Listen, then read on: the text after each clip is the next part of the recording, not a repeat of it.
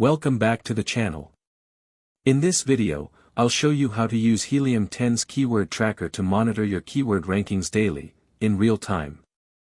Start by logging into your Helium 10 dashboard and head over to the Keyword Tracker tool under the SEO section. Click on +Add Product and enter an example ASIN.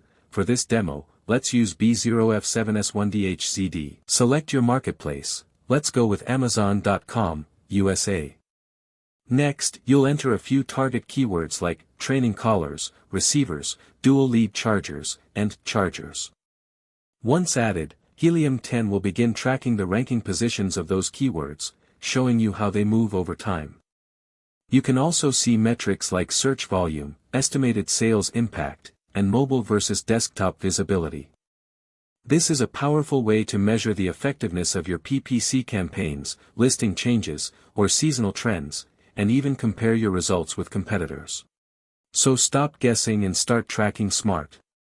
Scan the QR code on screen or check the description for a special Helium 10 discount, exclusively for our viewers.